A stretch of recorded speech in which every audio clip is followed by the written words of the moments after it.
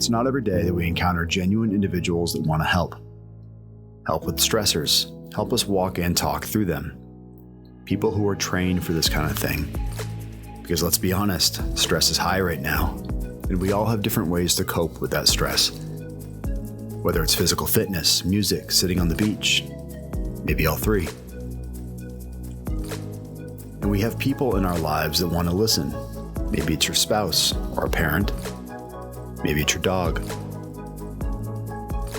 Maybe it's a volleyball while you're stranded on an island. All joking aside, there doesn't need to be any islands, metaphorically speaking. As service members, we have the resources to help, and that's where our DPHs come in. DPH stands for Director of Psychological Health. Trust me, I looked it up. And we have two of them, both who have served in uniform and are mental health specialists. It's pretty cool. Anyway, they wanted to talk about some things, so this is the first part of a series of podcast episodes we're putting out. And I've talked enough, so let's let them do their thing. Here's Amber Walker and James Butts. So I'm James Butts. Amber's just staring at me right now. So I'm James Butts. I'm a Director of Psychological Health here with the 101st Air Refueling Wing. And I'm Amber Walker. I'm the one staring at James, the other 101st Director of Psychological Health. And we decided to do this series on different topics for mental health. We've put out different handouts and videos, and we thought, why not a different format of podcasts that you can listen on the go. And today we're going to focus on stress management. Yeah. So what's the first thing we're... kind of like and I don't know, I mean, Andy will know, right? Like if we can say this, but like the ops tempo, shift work, that we know that there's stress happening. That's the start. And then it's, like stress is an inevitable part of wearing the uniform, but also obviously being in life. Yeah. So talking about that and how to manage it, because we're all going to have stress. Yeah. And then we go into the anatomy of the stress. Okay. So with everyone having stuff going on in their own lives, personally, and then also professionally, being in the Air Force, innately the stress that comes with that. And for the 101st, Guardsmen in particular, you have a unique challenge that the active duty component doesn't have, in that you have to wear the uniform and bear the struggles and challenges that come with that, and also as a civilian and the challenges and BS that comes with that, like not getting BAH for one. Maybe not having access to affordable childcare or easily accessible childcare that the active duty does have access to. So there's definitely uniqueness, obviously, that comes with it, and we wanted to not only, I guess, just validate that, but then also to follow up, how can we support you? Yeah, not only wearing the uniform as a traditional and then having the stresses on the outside, but also being active guard reserve. Yeah. That comes with its own challenges. Really, if you're in life, you're experiencing stress. Yeah. There is no immunity. Like I always say to people, I'm preaching to the choir, so this is definitely kind of awkward in that sense, because it's like, we're talking to each other based upon things we already know and have shared with one another. But, right. So to do it in this setting is a little different. But working with aviators, special forces aviators, special forces, rangers, it's humbling because there is no immunity to this, that even the tip of the spear can get dull sometimes. On the other side of that, too, is people who aren't in that community look at themselves as less than. Like, well, those operators have an excuse because they are the tip of the spear. When I'm vehicle maintenance, or like when I was in the military, I was in transportation. And that right there can already kind of put a stigma, but it's like you're already putting a barrier in front of you from getting help if you need it, because you feel like you don't deserve it. No matter who you are, you're going to have stress. Exactly. The bottom line, there's no immunity. There are things that you can do to insulate yourself from the effects of those things, and at the same time, that's all you really can do. There's no like vaccine for it. So are you going to talk about your big word, amygdala? The amygdala. Yeah. So I'm not a neurologist or anything like that. I do play one on TV. And so in the center of our brain is the amygdala. Amygdala is responsible for fight or flight.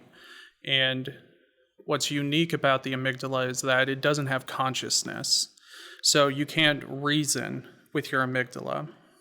And when we're in those situations where fight or flight is activated, and your amygdala is then activated, it starts a series of events. So the front part of our brain, the prefrontal cortex, is higher levels of thinking.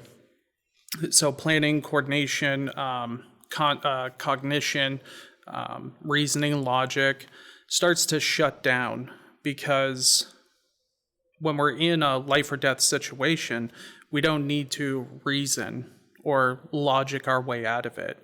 We understand there's a threat, and we either need to eliminate the threat or we need to get away from it.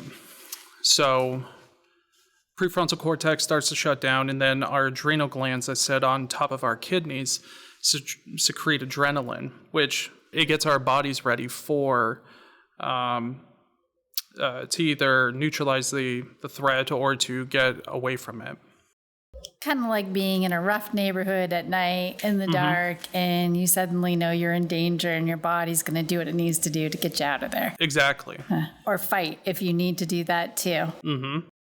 And something else too is that a lot of times the amygdala only gets, I guess, acknowledged in, not exclusively, but I think when we say fight or flight, it's not necessarily life or death situations. Like you can have an argument with your spouse, and your amygdala can get activated. I think a lot of people, if you pay attention, you'll hear somebody say that they'll have an argument with their significant other, and then after the fight, they'll calm down, and then they'll replay or think about that argument again, and they'll be like, "Oh, what did I do?" And then they'll try and reconcile that. But I think that's another illustration of how the amygdala can get in the way and impact the prefrontal cortex. Yeah, I think that's a great example, because then we can talk about going from that example of how in the moment, because the amygdala does take over, and it is like having a toddler brain active, how you can calm the body, so then you are able to get into more of your your adult self brain, right? Exactly. So looking at doing, one of the best ways to calm the body immediately, because the cortisol is pumping too, right? Yes. Like the stress hormone. And so it's science of calming the body down, so these chemicals aren't flowing through the body, getting you ready, right, into this activated state, or your amygdala is turned on, right? So closing that amygdala down is tactical breathing. Yes. Which I think originated out of the Navy SEALs, right? Or at least they engage in tactical breathing to keep themselves calm when they're on missions. Exactly. Right. Do you want to practice it on me, or do you want to just talk through, or do you want me to practice it on you? It doesn't matter. I mean, I think even illustrating it, Okay. Verbally, as opposed to like getting very close and like Pretend breathing into the microphone. That might be creepy. Yeah, a little bit. Sorry, Andy. There's different variations of it that you can research and look at.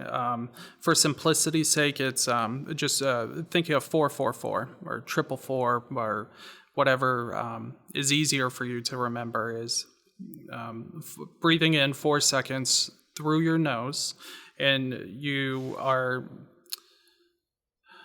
trying to think of. So I had somebody say to me too, like when you look at a toddler or really a newborn, when a newborn's breathing, their belly is what's raising and falling, not their chest. And I think that's important too, is by doing that belly breathing, so to speak, or for lack of a better way, that made me think of Buddha, is by doing that, you're drawing in more oxygen, I assume. I have no data to support that. Yeah, that's why you don't open up your mouth when you do it, because the more oxygen you take in, the more you're actually going to increase the anxiety. So like the worst thing you can say to someone is take a deep breath, because you don't actually want them to do that. So it's smelling the roses, but filling the belly, right? So when you're teaching people, I'm breaking the chair.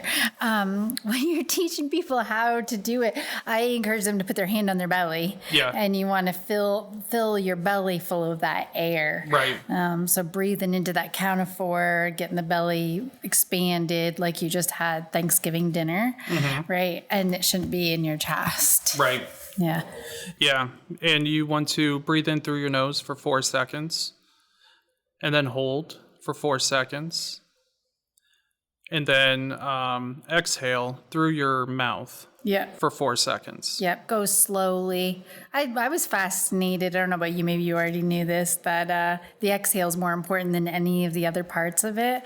So, and to really get out all that stale air is the most, that's how it really calms, I guess. The whole thing calms the body, but that's one of the most important parts. So breathing slowly until you get all that air out. Yeah. Absolutely. I didn't know that actually until you told me that. It's also just this, if you think about it, if you're in a life or death situation, the amygdala is activated. Taking the time to do this is counterproductive to the amygdala and what the amygdala is trying to do. Amygdala is trying to get you activated. This breathing is targeted. It's purposeful. And it could potentially be something that disrupts that pathway of the amygdala. So it's almost like you're showing yourself or the brain that if I'm able to do this breathing exercise, I'm likely not in as significant of a situation that warrants the amygdala being activated. Do you use it? The breathing? Tactical breathing? Yes, I do. So a lot of times I'll give the example of like out in my house, I'll be doing yard work. My neighbors love to shoot their guns, and just being outside doing yard work, and you'll hear a round pop off, and I duck or flinch, however you want to visualize it. And my first response is just anger. I think that's more so because, at least with anger, you can act on it. Anger is motivating in a way, and you can respond with that, as opposed to fear, where fear can be just immobilizing, and there's less to work with there from my perspective. So, but once the anger kicks in, over the years, I've had to exercise this strategy. And so when I'm able to recognize it is when I'm doing that breathing to just calm myself down, to get that oxygen going again. And also saying to myself, like, guy, you know it's the neighbors. Like, no one's kicking in your door yet. So yeah, just saying those things. Yeah, I do too. I think I use it like having to do a barbecue. Having to be social. I just Absolutely. calm the body down. Yeah. Like, oh, is this going to be awkward? Am I going to be able to do this? And then, just taking those breaths, calming yourself down, and calming myself down. I think it can be really, it's a useful tactic because sometimes I think you can feel, for me anyways, you can feel powerless in some situations. And that's your way of like having that power in your body, right? Yep. Of being able to know that like you are in control of calming your own body down is, I think, a significant thing. Yeah. And feeling confident that you can, and that you, when you feel, because like you said, it's a place of like feeling helpless, of like, oh shit, I feel like this and I don't know what to do with it. And by doing this and having a positive result is, it'll build that confidence of feeling more in control of yourself and not feeling helpless, and that it's something that you can actually act on and work through, as opposed to feeling like you're along for the ride. Yeah, I think that sounds very true, James. Yes. What do you think? Do you think it's makes sense to go for grounding, or is we going to overwhelm? We'll probably overwhelm people, but I think at this point it's I'd rather get information out there and overwhelm the hell out of them than kind of just not. So Right. So thinking about calming the body down and doing that breathing.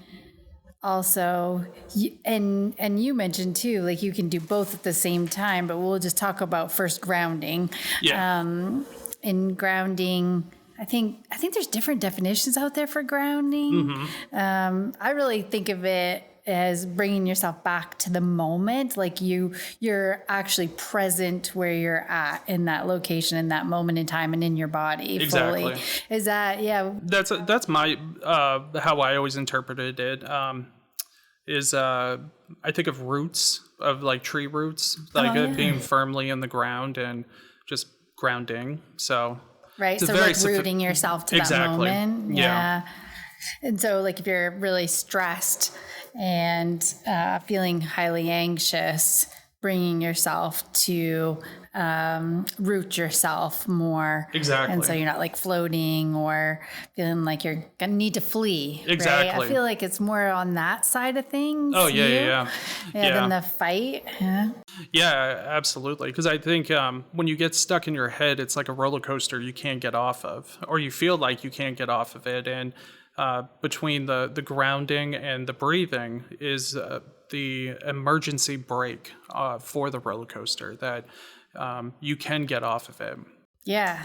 It's kind of exciting again that you can do this and people don't know you're doing it. So that's the other thing is you can do this in meetings and sitting in traffic, whatever. I've done it going into stores. Yeah, that's a great time to do it, I think. Yeah, to really calm the body. And because being in those like large crowds, for instance, and not everyone's going to have challenges with large crowds or anything like that. But it doesn't have to be large crowds. It could be any stressor. It's not, and like you said, it's something that you can do indiscriminately. You don't have to draw attention to yourself. That it's not like you're getting out candles and crystals and laying a mat or like making a big deal of it. Unless that's your thing. Exactly. Which kudos to you, I guess. Yeah, there's like, I have a handout, I'm sure you do too, of like 100 strategies on different ways that you can ground yourself. I know some people use just like sing the ABCs in their head or whatever it might be, but I know we're going to go over a really common one that I think a lot of therapists teach pretty frequently, and probably the reason, I don't know the stats on it, but I would think the reason is that it's one of the more effective ones. So we're going to go over 5, 4, 3, 2, 1. Is there a different name than 5, 4, 3, 2, 1? That's the only thing I've ever come up with or found. Like that's a mouthful. Yeah, that is. Like I don't know if like I mean, you could just call it grounding and what your definition of that grounding is. So yeah, you could fill it in your own title. Right. And for lack of a better way of saying it, that's I think that's probably the easiest thing. But this strategy is it can be not brutal. It can be challenging at first because it's you're incorporating all of your senses is what we're trying to do. And there's a spider on the floor. Oh my word, you're doing it. That's one of the 5. Exactly. Is so 5 things you can see. So what I always recommend and what I personally use too is when we're noticing and incorporating the senses is that we're not trying to do this quickly. We're trying to be mindful. And so for what you see, you want to take in the details. So in real time, no bullshit, there's a spider on the ground. And I'm watching this thing. And spiders are top 3 biggest fears I have. So we're working through it. But so I'm watching it just crawl around. Maybe doing its headed thing. your way. He better not be. Trigger warning that exactly. we talk about spiders. Right. So number 5 things you see. So you would describe the spider? We wouldn't necessarily pick something you're fearful of, though. Exactly. Because that would be counterintuitive. that would be. I mean, I'm scared of spiders, but it's not like yeah. Either way. So, but you really want to take in the details of it. So, for whatever it is. So there's a box I can see right now, and I can see a barcode on it, 3 barcodes. The name of the product is a Canon camera EOS 70D. We're not advertising anything. No, definitely not. Not hashtag not sponsored. So I see another flag with it's blue, it's got yellow flashing or trim or however you would phrase that. So that kind of gives you like the kind of details that you're going after. And in doing that, you're forcing your brain to come to the present moment. And so from there, you would go into 4 things you feel. So as we're sitting here in the chair, I can feel my feet firmly on the ground. My elbow is on the armrests. I can feel the contours of the armrests. My keys and wallet are in my pocket, feeling that pressure. So yeah, that's I'm just doing this in like a general sense. So from there, it would be 3 things that you can hear. So right now I can hear my own voice and how annoying it sounds.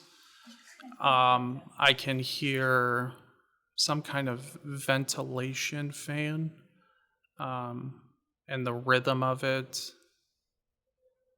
Yeah. And then you would go into 2 things that you can smell. A lot of times people, like, depending, can't smell that well for whatever reason, whether the like effects of COVID or some of us with exposures in certain theaters jacked up our smell. But I think if you can smell, incorporating that and also even thinking about a memory of a smell. So for Amber, it might be coffee, the smell of coffee. Yeah. Yeah. And then the last part, depending on who you are, one thing you taste. So a lot of you Zinners out there, what flavor of Zinn you got, or if you just ate something, but if you, that could potentially be another thing of like remembering something that tastes good. Some people use a variance of saying one nice or kind thing about yourself. And oh, that's cool. I've never heard that one before. Yeah. So it's important to start out with 5 things you see and go through the senses that way. Because one time I messed it up and asked someone like 5 things they could taste or something. Right. It's like, or 5 things you can smell. Yep. Yeah. Hopefully you can't smell all 5 things unless you're in a bakery or something. Right. But I've done the same thing though. Like even in doing this, I had to like pause for a second to think, okay, what sense am I on now? Or, because it can. You want it to be fluid because, like, if you get bogged down or if you're like, oh, where was I? What was I thinking of? Then you can kind of disrupt that. But yeah, I totally agree. yeah. I lost my train of thought because the spider got close. I know, right? Like, I totally... It's over there, but I have been following the journey of the spider. I'm very present in the moment. See? Absolutely. But so those are 2 techniques. I know there's a lot out there for stress management. Some of the ones that probably pretty positive you've heard of, but just a reminder are making sure you're engaging in what you enjoy doing. Mm-hmm. Like if it's video games or it's running, who would enjoy that? But maybe somebody out there that's listening enjoys running, so they can do that. It's really doing the things that bring you joy, bring you some... I don't know. I know escape's the wrong word. What do you think is the right word? It's like that, because it's almost like transitioning out of work, out of all the responsibilities, right? All of the expectations and doing something that you just love doing. Yeah. Right? So that's a way to release stress and not have stress in that time in your life. It does help the body recover, right? And with that said, sleep is, I went to this talk from Jonathan Shea. He's like a guru in PTSD at the University of Maine. Did you go to that one? I don't think so. But he said, what you're going to want to hear from me, you're going to want it to be this amazing thing. Like I'm going to have this, like a miracle for working with combat vets. And he said, this isn't sexy, this isn't pretty, but it's sleep.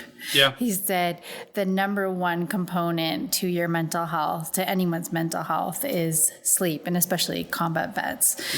So he was talking about the importance of that. And maybe we can, if people are interested, we can do a whole episode on that. But those are, and nutrition, anything else you can think of as far as like overall stress management to mention? Sleep, definitely number 1, because sleep is regenerative. I can't say that word. Regenerative. You got it. Oh, there we go. That's how like the brain resets. And if we're not able to have that reset, then think of instead of starting the next day with a full tank, you're starting the next day at 70%.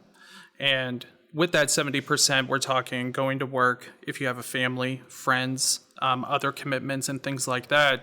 Now, you go into the next night and your sleep is still now you're starting the next day at maybe 55, 60%. And you can see how this can cascade and kind of get out of hand. So sleep, definitely number 1. I would say also like nutrition, I think you had said too, like especially in this day and age with so many GMOs, and not to get all hippie-ish on anyone, but food is really important. What we put into our bodies, and I say that after pounding a Diet Mountain Dew. So a lot of this is also, we say to ourselves, practice what you preach, and it's easier said than done. But the other thing would be physical activity. That's the number 1 healthiest natural thing you can do for your mental health is being physically active. And you don't have to be Lou Ferrigno and lift the gym off the foundation. Just going for a walk. Who's Lou? Lou Ferrigno? Yeah. That's an old school Hulk. That's the original Hulk. Oh, that is? Oh, okay. Yeah. I love the Hulk. Okay. Well,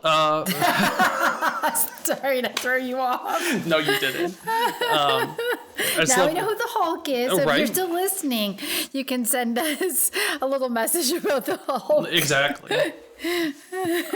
So yeah, I think that was pretty much everything for like the big pillars for mental health, I would say. Yeah, I think you nailed it. The last one being the physical outlet of the exercise releasing, right? Again, releasing all that excess adrenaline and hormones. Just to come back to the beginning, that's another way for your body to, I want to say detox, but that's probably not the right word. No, I think that's pretty accurate, though. You think so? Yeah. Especially with, like a lot of us, we are sitting all day, and it seems paradoxical almost. Is like, especially for office work, you're sitting all day, you're stagnant, and then by the end of the day, you're freaking exhausted, and you're like, I didn't even move. When I had a smartwatch, there were times I'd leave the office from the vet center and I'd say to myself, oh my God, my dead relative gets more steps in a day than I do. Because your dead relatives walking around. Exactly. So it's, it doesn't, like I said, doesn't have to be anything strenuous or over the top. Just get out and move. And I think the last thing is, please know we're here for you. If you need something, have questions, need resources, James and I are right at the chapel. Look for the steeple. Give us a call or email us. We're open to any kind of communication you want to send. And if you're a family member listening to this, you are also very welcome to call. We'll help with some resources for counseling if that's what you're looking for. Anything else that you think is important?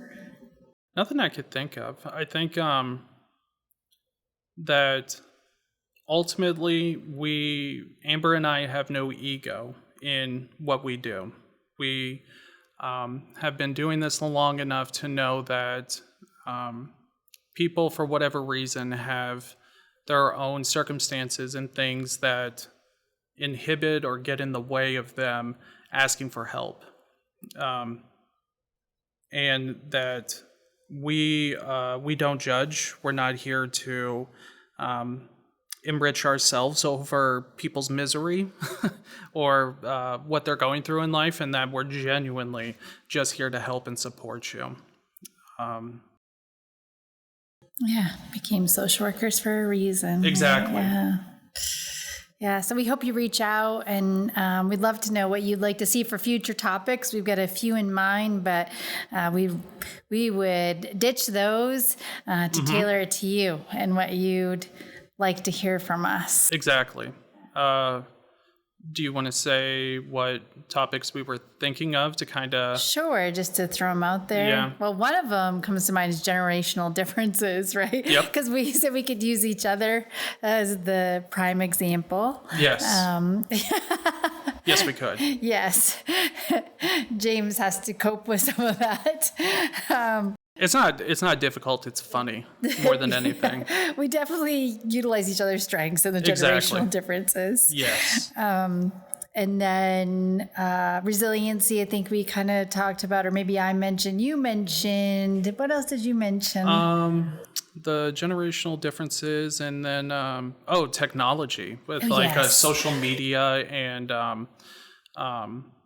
I think for that one, bringing out like actual numbers and stuff, so that like the topics we presented today are stuff that Amber and I like.